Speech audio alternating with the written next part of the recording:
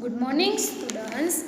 हमने lesson number 6 तूफानों की ओर वह काव्य है वह समझ लिया। अभी हम उसका स्वाध्याय करने वाले हैं।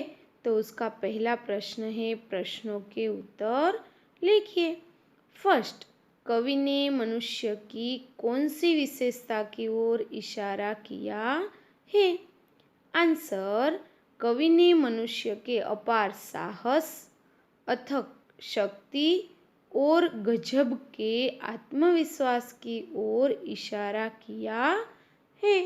सेकंड, ज्वार कहाँ कहाँ उठा है?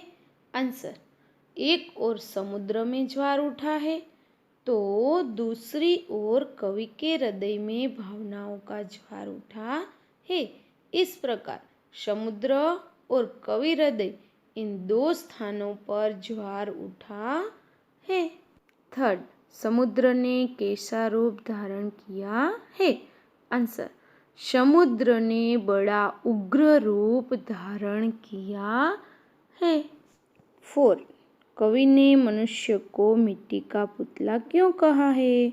आंसर, क्योंकि मनुष्य धरती पर जन्म लेता है, वह मिट्टी में खेलकर बड़ा होता है। मिट्टी से उत्पन्न पदार्थों से ही उसका पालन पोषण होता है। मिट्टी उसकी माँ है। मनुष्य के मर जाने पर उसका शरीर मिट्टी में ही मिल जाता है। मिट्टी से मनुष्य की इसी अभिन्नता के कारण कवि ने मनुष्य को मिट्टी का पुतला कहा है। फिफ्थ, माझी का हाथ कब तक नहीं रुकता? आंसर, जब तक माझी के शरीर में प्राण है, जब तक उसकी सांसों में चेतना है, तब तक माझी का हाथ नहीं रुकता। क्वेश्चन नंबर 2, इस कविता का भावार्थ लिखिए। भावार्थ, तूफानों की ओर कविता में कवि सुमन ने बताया है कि यह संसार एक सागर है और प्रत्येक मनुष्य अपने जीवन रूपी नौका के नाविक है। संसार में तूफानों, कठिनाइयों की कमी नहीं है।